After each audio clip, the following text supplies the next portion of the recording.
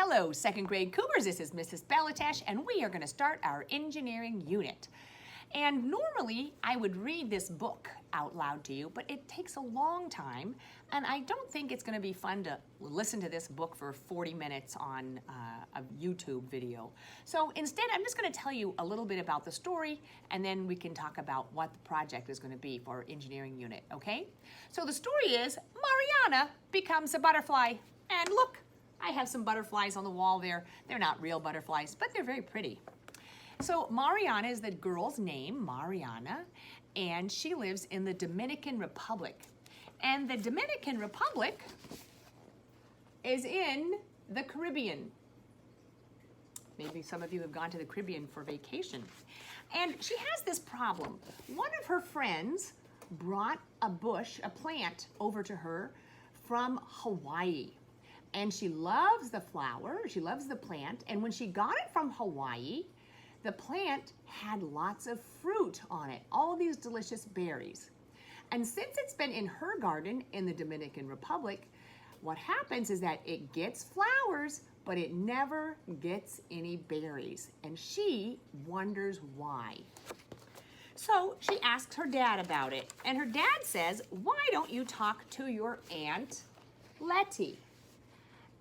Tia Letty. Now, her aunt is an agricultural engineer. So that shows them in the garden talking about plants, and she wanted to ask her aunt why her plant from Hawaii is not getting any fruit, just flowers. Okay. So Tia Letty asked her, do you know about pollination? And Mariana says, well, yes, that's when an insect goes from one flower to another and takes the pollen with them. And Tia Letty says, yes, that's right, but do you know why insects pollinate flowers? And Tia Letty says it is because they're not pollinating it. That's not what their job is. They're not thinking, oh, I want to pollinate that flower. Really what they're trying to do is go get a nice dinner. They want to go eat the nectar that's in the flower. And just accidentally, they bump up against the stamen where the pollen is, and they then take the pollen to the next flower when they're eating. So Mariana wants to know, well, why aren't the insects coming to her flowers? And Tia Letty says, how would you like it if you went to a friend's house for dinner and all the food was far away and you couldn't reach that food? Would you like to go back to that friend's house for dinner again? I don't think I would like to. So what happens is that the bush that she has from Hawaii doesn't have the right type of insects in the Dominican Republic that can pollinate that flower. They can't get into the flower. Maybe a special insect pollinated that flower.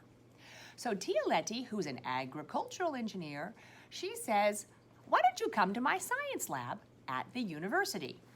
So they go to the university together, and they're in the lab, and she sees some of the beautiful flowers and plants that Aunt Letty has in her lab. And her aunt says, we have some problems in our lab where we have to pollinate some flowers because they're from a different area. And we make something called a hand pollinator. And Mariana says, what is a hand pollinator? So Tia Letty shows her a stick with a fuzzball on the end of it. And Mariana says, this is a hand pollinator? Or this is a butterfly? It doesn't look like a butterfly, does it? But what happens is that the fuzzy little ball goes into the flower, picks up the pollen, and then can transfer it to another flower.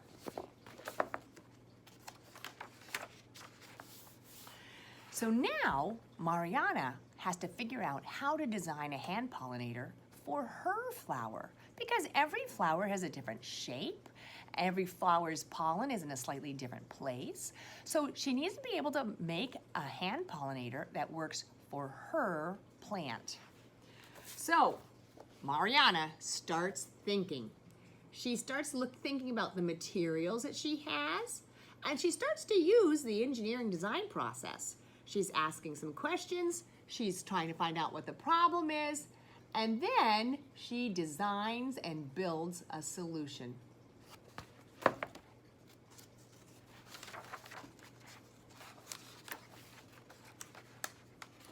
Come on.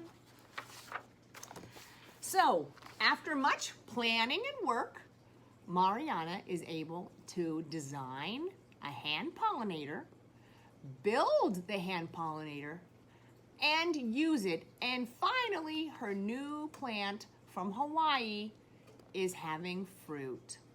All right, so boys and girls, that's what we're going to start doing. We are going to design a hand pollinator that will help pollinate a flower. So next week, what we're going to do is we're going to start looking at some materials, and we're going to test some different materials to find out which ones would be best for our hand pollinator. Hey Cougars, before I go into the garden and give you an update on that, I wanted to show you some of the blueberry bushes and some of the lemon trees that I have by the garden. So remember, we looked at some of the blueberry bushes. Oh, look at the blueberries now. They're going to start looking, oh, I see some that are starting to turn a little blue. Oh my goodness, they're looking great. Oh, wow, look at this blueberry bush. Oh, look at those blueberries. They look like they're almost ready. So remember, just like Mariana and the butterfly, this bush had flowers. And the flowers had to be pollinated. The flowers had to attract an insect that would want to come in and get something good to eat, some nectar, and then accidentally bring pollen from one bush to the next, from one flower to the next. And the result is that the flowers turn into delicious fruit.